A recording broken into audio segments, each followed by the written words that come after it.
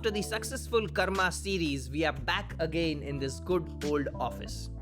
और एक नई कहानी शुरू करने से पहले हम आपसे एक रिक्वेस्ट करना चाहते हैं, एक अनुरोध करना चाहते हैं। हम चाहते हैं कि जो बेड टाइम स्टोरीज का कल्चर है वो वापस आ जाए।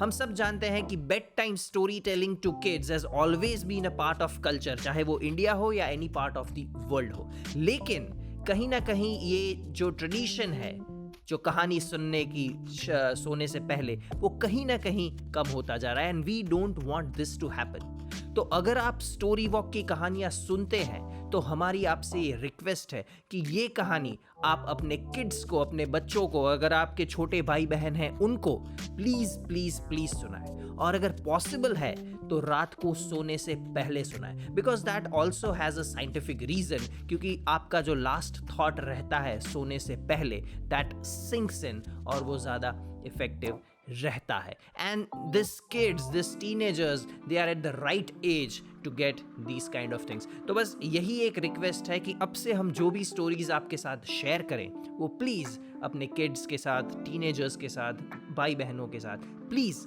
शेयर करें। तो let us begin with today's story.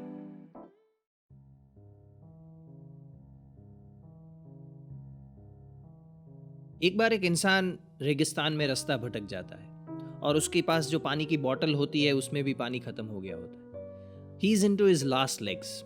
लेकिन दूर उसे कहीं एक झोपड़ी जैसा कुछ दिखता है। तो पहले तो उसे लगता है शायद उसका ये दृष्टि भ्रम हो या हेलुसिनेशन हो, लेकिन जैसे जैसे वो आगे जाता है he finds it to be real.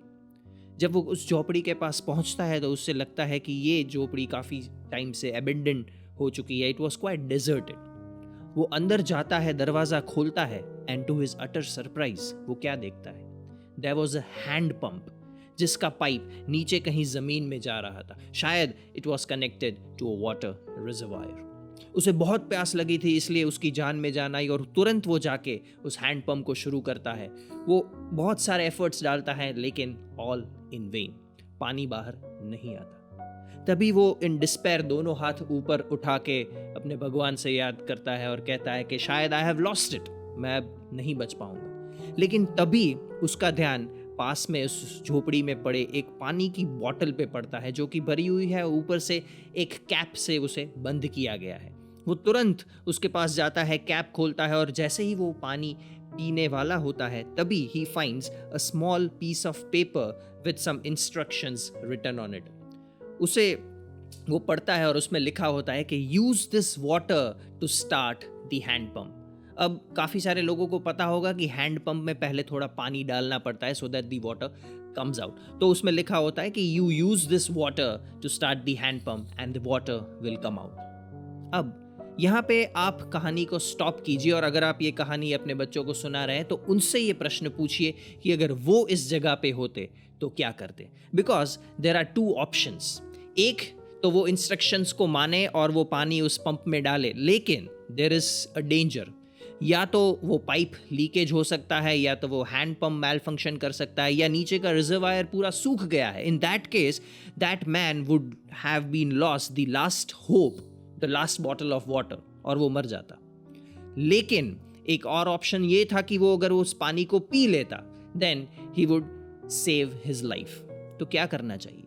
अब उस इंसान ने अपने कांपते हुए हाथों से अपने अल्लाह, ईश्वर, रब को याद करते हुए पानी को उस हैंड पंप में डाला और फिर पंप को शुरू किया and slowly he heard the gargling sound और द जो पानी था वो वहाँ से बाहर निकला and there was a lot of water more than he wanted.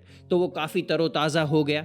उसने पानी पिया, अपनी जो बॉटल थी वो भी भरी, वो जो बॉटल वहाँ पे रखी हुई थी उसको भी उसने भरा, कैप से पैक किया और वापस उस जगह पे रखा।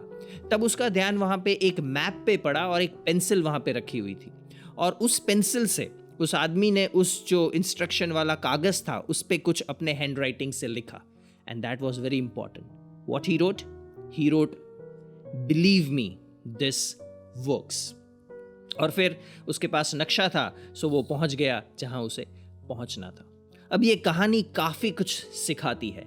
It is very important in life to give before we get back in abundance. और कहीं ना कहीं यहाँ पे भी कर्म का सिद्धांत लागू पड़ता है, क्योंकि अगर आप कुछ देंगे then you know that karma will find your address. And it is very important to have faith. विश्वास रखे, अच्छा करते चले, and then things will come back. इस कहानी में जो पानी है, that represents the good things we should do in our lives. So we should give away the water, the good things in life, and wait for things to come back. And yes, they will definitely come back. वो वापस जरूर आएंगे. So इस कहानी से आप definitely ये सीखें कि believe and this will work. So hope you have liked this story. और हमारी जो रिक्वेस्ट थी आपसे कि प्लीज इसे अपने किड्स के साथ जरूर शेयर करें. On that note, thank you very much from Storywalk.